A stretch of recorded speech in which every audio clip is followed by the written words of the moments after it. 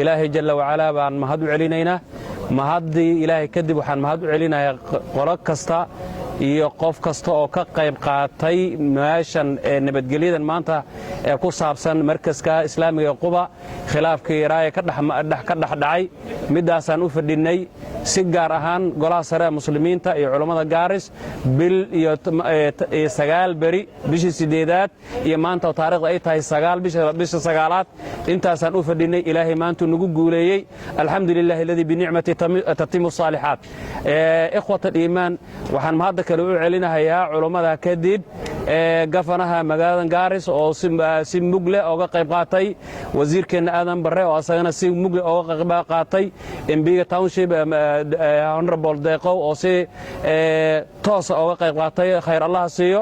iyo senator hanaga Gaaris iyo madaxda kale ee Gaaris garab bay nagu siiyeen si toos iyo si gudbanba waxaana iloobi doonin ama aanan hilmaamaynin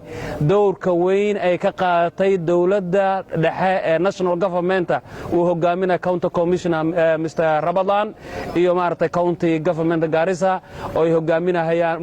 gafanaha uu hogaaminahay ma hadana waan u celinaynaa si maartay si toos ay nooga qayb qaateen ikhwata iimaan walaalaha meeshaas aad ku maqlayseen in isku khilaafeen waa koona garab fadhiya saacadu sheekh maxamed dayib waa ka midigtii ka fadhiyo sheekh sacuurna wakaas waa ku maanta gacmaha is haysta annagoo dhanba gacmaha aan isgelinay oo marka jazaakumullahu khayr ilaahay ha idin barakeeyo qofkii marka hore fikrad ku haystay meesha dhulka waa la boobahayaa taa way dhamaatay maanta taariikh 9 bisha 9aad bay ku dhamaatay ilaahay baa mahaddaala subhanahu wa ta'ala marka hore madana xalana Allahu akbar walillahi alhamdu inta kadib idaacada jiraan hadleen oo yiraahdeen waaja qabiil baa ku duulaya warkaana waa beeninayna si weyn baan u beeninay hana ka laabteen Allah idin barakeeyo meeshan culimadii magaalada iyo hogaaminayso golaha subkeem yaana in u kala harin bisha iyo 9 bari ilaahina maanta soo gabeeyay nagu guuleeyay waxaan u dardaarmayaa walaalihii maartay labadaas kooxood ee labada wadaad ku dhinaca la xiriiray nabadaas ay u qaateen odayaashoodii oo hogaamiyaha u ahaa in ayaga qaataan warka culimada qaataan Gaaris warka dawladda qaataan warka madaxda siyaasiyiinta gafanaha wasiirkanaga iyo MPga iyo ma aragtay inta kale madaxda Gaaris county aanan magacaabin laakiin madaxda Gaaris ku digarab bay nagu siinayeen oo arintan raali bay ka yihiin Allah idan barakeeyo meesha dhulka ilaahay baa leh ilaahay daraadiha loo ilaaliyo Allah dhulka leh ilaahay daraadiha loo ilaaliyo Allah idan barakeeyo hantida Allah iska leh إن الحمد لله نحمده سبحانه وتعالى ونصلي ونسلم على رسوله الكريم الحمد لله dadka walaalahay muslimiinta meesha isku yimaadeen marti markii hore rabbil caalamiin baan ku shukriinayna Allah jalla jalaaluhu subhanahu wa ta'ala amrigeena dibdhigay maanta na soo gaarsiiyay ama zamankan dadkeedii odayaasheeda naga dhigay arrimaha diinta Ilaahay naga hersaaray iyo magaalada Gaarisa iyo magaalooyinka la halmaala mas'uulka Ilaahay nooga dhigay Ilaahay baan ugu mahadnaqaynaa jalla jalaaluhu subhanahu wa ta'ala waxa Allah la waxay arrimaha hagaagay oo min Allah bay ka hagaageen waxay halaaween naf iyo markaysa dhanba aan leenahay baa u sababa saasan u tiirinayna qofku waxa fiican wax kasto dhaca ama nusqaan naftiisa u tiiriyo saasa fiican waxaan u shukrinaqaynaa rabbil caalamiin thumma adoomaha Ilaahay waan ku shukriinaynaa waxa jirta waxa la yiraahdo man la yashkuru an-nas la yashkuru Allah ninka dadkan ku shukrinin rabbina ku shukrin mahay marka sidaa darteed walaalayaal arintii dheereeday oo waqtiga soo qaadatay ama khilaafka aheeday ka jirtay Quba Islamic Center meesha la yiraahdo dadka walaalaha muslimiinta ee isku rabbiga isku diinta isku rasuulka dhaxmartay oo muddada soo socotay oo waxyaalo badan oo lagu farxayna la soo maray sida walaalkan afka ugu dhuftay labada imaam isla tujisay horna aan loo arkin insha Allah dibna aan loo arka doonin markaysa waxa soo dhan khilaafka in la soo afjaro barihan bar isku day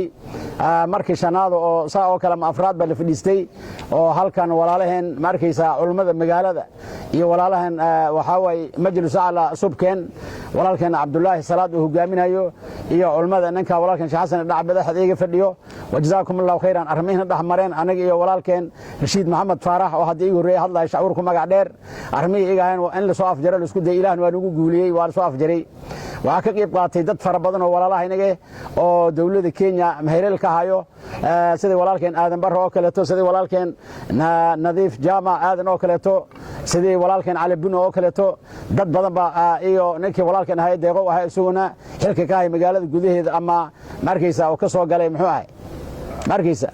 marka Gaarisa toon uu ka soo galay isugu doorashada marka iyo culama diin fara badan iyo dad fara badan rag iyo dumar bale duca badan waa la maray Ilaahay jalla jalaaluhu subhanahu wa ta'ala maanta waxa xal buu keenay arintii waa la haliyay soo amba loo galay waalidaadiyay marka taas Ilaahay baan u mahadnaqaynaa dadka ka qayb qaateen wajazaakumullahu khayran saas baan leenahay biidnillaahi ta'ala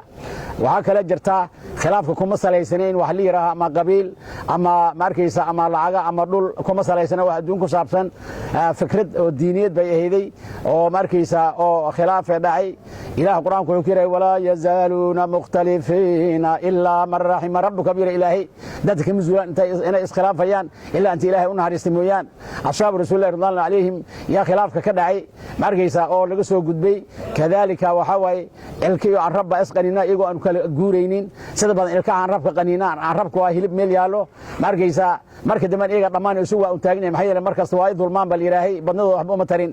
marka meesha badnana ma aha ana waxa ma aha meesha waxa dhacay markaysa wax u dhacay khilaafka diiniyad ka dhacay buu ahay haddana alxamdulillah waa naga soo afjaray marka waxaan idin leenahay waqtiga igu yeeray wajazaakumullahu khayran galabta waxaan ku faraxsanahay in guud maartay labadii kooxood maartay isku heysay arrinka asaga ah khilaafka yar dhaxmaray khilaafkana waa shay jiri jiray ilaa zamanka nabiga kaleey salaatu salaam iyo waagi Ali bin Abi Talib soo maray shay cusub ma uu dhaca muslimiintu waa dhaxmaray khilaaf laakiin muhiimadda waxa ugu weyn waxa weey mar walba khilaafka in xal laga gaaro maantana dadweynaha Soomaaliyeed meel walba joogan waxaan u sheegaynaa iyo dhammaan Kenyaanka khilaafka asaga in la soo afjaray runtii khilaafkan dad badan baa si khalad u turjumay oo ku sheegay khilaafku inuu ku salaysan yahay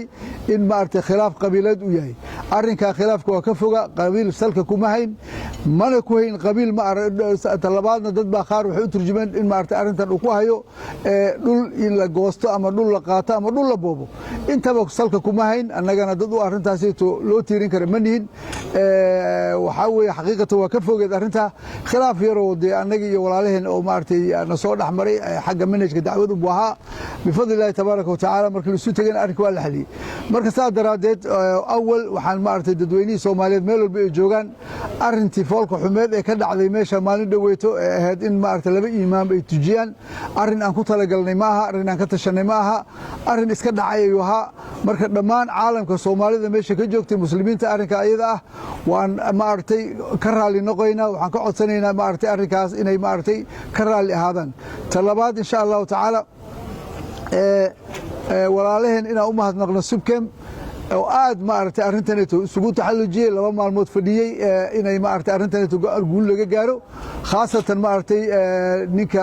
jaamaanka oo Cabdullaahi oo runtii si wanaagsan u daadiyay maartay shirarka dhacayay iyo leaderska maartay ama governor ha ahaado ama dhawaan wixii soo raacay leaderska Gaarisa oo mar walba tusay maartay arrintan inay danaynayaan marka saa daraadeed dadweynaha waxaan ka codsanaynaa